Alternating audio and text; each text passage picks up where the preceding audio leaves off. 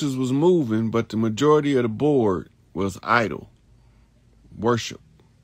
Idle worship means to worship like your car sitting there running. The active worship is the ones playing in the game, right? Now, you got people that's selling you snake oils like karmic debt cleanses or nationality cards or offering birth certificates and social security cards. These are what you call the great adversaries. Why are they the adversaries? They're the devil. The devil mean the enemy. Adversary mean opponent. The goal of the game was who can figure out who is legitimate, the ones with the papers or the ones without the papers. And so when they wrote it down in books, they told us who was legitimate and who wasn't, but it was coded. That means that there's a word in here, it's a line over here, it's a paragraph over here, it's the title of a chapter over here. And you have to be perceptive enough to see all of the clues that's being given in the game of life.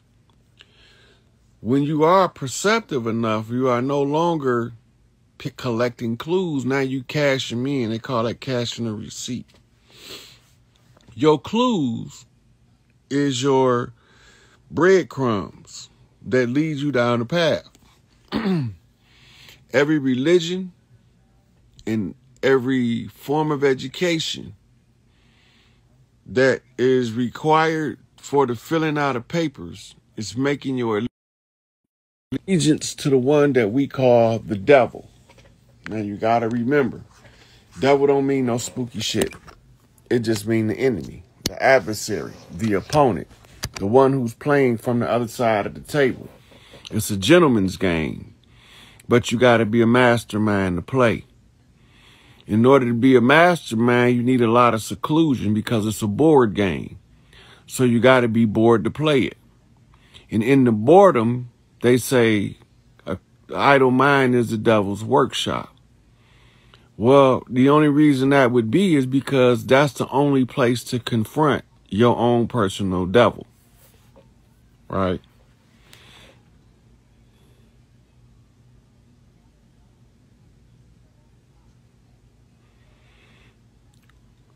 She said she did her sacrament before match. That don't got nothing to do with nothing.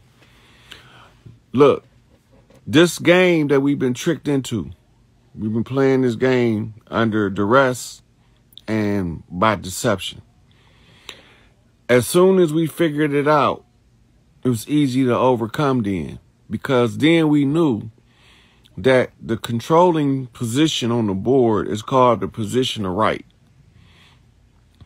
And from the position of right, the most powerful weapon is some stuff called the truth. Now, motherfuckers don't want to hear the truth. Motherfuckers always say they don't want to be lied to, but as soon as you tell them the truth, they have a bigger breakdown than the motherfucker that lied to them. They don't give him the same reaction they give you for telling them the truth. Right? So we don't know what the hell these people got us believing, because this shit's some bullshit. Right? Give me a minute, Gregory. I want to go over some of this information and then I'll pull you in. All right. So the only way to win the game is you got to bump straight all the way across the galactic board or across the chessboard. Right? But bumping straight don't always mean move straight, because all pieces don't move in a straight line.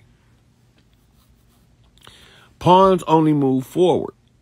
But in fifth dimensional chess, they move forward on the ground, but they also move forward across the sky. Right? So every move down here is a move up here. Also, the knights move in the L position. But the knight don't stay in the L. Right? Because every 3 moves is a lightning strike. And then at the end of each lightning strike, it tears something up. All right, so now you got bishops that move at a diagonal angle, right? Then you have your rooks. They move side to side, front and back, as in your L rookins, as in Angel Bay. So then you have what you call your royal court, consists of a king, a prince, and a decoy. A king, a prince, and then a decoy, right? So somewhere in there is the king and the prince and the decoy. Now, the prince sometimes come in pairs, where you will have a red prince and a blue prince. But remember, they all got on the same red and blue on both sides of the board, except on one side of the board, the chess pieces are white, and on the other side, the chess pieces are black. Then you put red and blue coats on the white side, and red and blue coats on the black side. And then those who are the antagonists, the attacker, the white side, they attack. Now, their artificial superior position is termed white supremacy, because the attacker seems to have the advantage by the sheer fact that they initiated the attack. Now, you have to learn the rules of the game by learning the stratagems of war from as many different types of military-minded generals you can study. Now you get the game from a military perspective. Then you start to study the economics, because you also have to understand that the monopoly money they're using is so that they can steal the real money they hide. But as long as you believe that the monopoly money is real, you're not paying attention to the money that they're stealing, that they hide. Right? Now, their fiat currency, which is monopoly money, it's not backed up by gold standard, right? It's backed up by something called GDP, gross domestic product, or GNP, gross national product. But this is really not backing the dollar, right? This is creating a foundational trade between GDP and GNP, gross domestic product and gross national product. When you trade those two, right, you trade gross domestic product internally, and you trade gross national product externally. So you have to set up what you call ports of trade internally, stores, gas stations, etc. Then you have to make allegiances to trade externally, export, import, tariffs. All right. So now, while we following the paper is telling us which direction the players sit, because if you follow the money, they teach you that in the law. If you study law, you'll know that all of the investigators on the cases say follow the money, you'll find the criminal. So when we follow the money back, we run into the same people, whether it's from the military, whether it's from space exploration, whether it's from stock market, whether it's from international trade markets that you hardly ever hear anything about. And you also have what you call your black market. And the black market make more money than what we call the open market. Why do the black market make more? The black market is all of those things that's forbidden in a community, society, or a system being brought into the system at a inflated price due to the demand that's placed on the minimum product. So black market going to always generate more financial return than open market. The thing about black market is if you get caught in the black market in the wrong place, they're going to treat you like you belong on the black market. They might chop your ass up and say you in parts. That's right, free Larry Hoover, free the chairman. Okay, so once you understand what the game is, you got players that is not supposed to be touched, right? As in put to death. These are called untouchables on the fifth dimensional galactic chessboard, and they directly tie back to the royal house, either on the black side or the white side. If they tie back to the royal house on the white side, enemy side, invader side, we can capture them and make them pay for their dirt. If they get caught, they can accuse us of whatever they want to accuse us for, as long as they get both the black pieces and the white pieces to perpetuate the accusation. Then the accusation becomes the perpetual tool of holding the royals out of position. This is also called a grand conjure game, which is a series of voodoo conjures going on in a system of what they call spiritual knocking. So when you hear me be saying, I got a knock, this is a master knock, gorilla knock is a term from early American spiritualism, where they called it rapping and tapping, right? They called it knocking, and some people called it thumping and bumping, right? But they all mean something different, right? There's different forms of initiation according to the clan that you're being initiated into, right? Some clans, they got to know that you can get down and get dirty with the best of them or the worst of them. That you a stand-up motherfucker, whether you fighting against a good motherfucker or a bad motherfucker, you bump straight, right? So this is how they determine you, who you are on the chessboard, and if you are actually in the game, and they take a lot of people out the game. So now, from this position, we start applying this into what we are perceiving in our 3D world around us. The game being played, there's only two positions in the game. The ones that know the game being played and the ones that don't, right?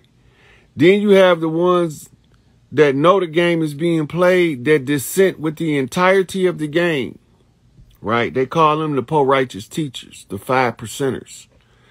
They don't agree with the game, the bullshit that come with the game, the people that's putting the game together. They don't want no parts of the game, and they want to tell as many people about the fraud tied to the game and how we can get out of the game. All we have to do is be aware that the overriding rule of the game is be in the position of right, tell the truth, and expose the devil. And this is what we've been doing, right? So when you've seen me expose Isis Wisdom, right? I don't have no personal knowledge of that individual, but she did something that told me she works for our enemy, our sworn enemy, right? And because she done that, I had to expose her, drag all her shit out. But Big Mama made me wait until her people complained to me in a sufficient enough number to address the grievance. So from the time she told me King Hoover was dead, and I knew it was some bullshit when she blew it out her mouth, to the time that I finally told the people what was going on, I was watching her, letting her people tell me the dirt she was doing, right? I wasn't saying nothing. I been knew. She been told me that shit. A whole month go by. Big Mama said, now drag her out. Why did she say wait that month? Because she needed the accumulation of information to be so overwhelming that even the motherfuckers that believe that shit wholeheartedly can see the truth with their own eyes, even if they reject it. Right? So it had nothing to do with my personal feelings. I done had no feelings one way or another about none of them motherfuckers. I don't agree with the game, so I decided to end the game. This is how you end the game. The gig is fucking up, right? So they came in from the white supremacy perspective. That means they launched an attack. But they were what you call Europe's black nobility, conquistadors, who came in the South first from Spain under Christopher Columbus. We sat here not participating in their game, so they went and brought their own servants that we call $5 Dolls Rolls Indian to contract with them while they play the game with us without our consent. Now, because we won't play the game, they have to force us into the game, whether we want to be or we don't want to be, right? The game is a conjure. It's a voodoo game. If you don't do voodoo, you're not going to ever win the game. It's a voodoo game, right? So when they came over here to challenge the conjure war by playing this fifth dimensional game of chess, our people laid out before us, and it's only two places and two positions at the end of the day, winner and loser, right? So no matter how long it looked like they winning, no matter how much of an upper hand it looked like they getting, they not gonna never win against the original people of this land. Now, when they used what we call a cat's paw, they used pale faces to close institutions so we could never figure out the game they was playing. Because they used pale faces to close institutions and we couldn't get any other information to us in the field, on the boots on the ground, the grassroots level, it needs to be in the public domain. We need to put the message out into the public so that even the ones not playing the game will matriculate into the mastery of the game just by its very nature of being a rites of passage practice for royal families in antiquity, specifically Atlantis and Lemuria. And they believe that nobody from the blood on the land would ever challenge their position of wrong and their medium of falsehood to execute their plan. Their goal was to make the good look bad while the bad do the dirt. Accuse the good of doing everything the bad is really doing while the bad doing it, because the people have enough gut instinct to know that the dirt being done. They just don't have the mental acumen to determine who's doing the dirt. So in the Quran, it said we will make evil fair seeming. Well, what do we mean by that? They mean that all of the dirt they doing, it'll be done under the pretense of the fairness in the game. It only appears fair on the cover. But once you pull the cover off of it, then you can understand that the game was never fair to begin with, and it was designed for you to lose at every turn if you play the game. But if you don't play the game, it will come a time where you can see who's playing the game and who's in the game, who's not in the game, who's been duped, and who are the active participants in this game called life, right? In the process of this, we discovered that the white man ain't white. So why do we have pale faces barring his institutions? Because he look like us. He know that as long as he keep pale faces up there, we can't get in to get the keys or the map to the game. We can never figure out what the game is because they got pale faces closing institutions to dark faces. While in the background, they teach all of this shit that the pale faces learn and more to theirs in what they call black academia. So they started to create some shit called HBCUs, historical black colleges and universities. And then they started to educate theirs and then disenfranchise ours by socioeconomics, geography. They don't need to know your skin color, right? They just need to know the stronghold for our people.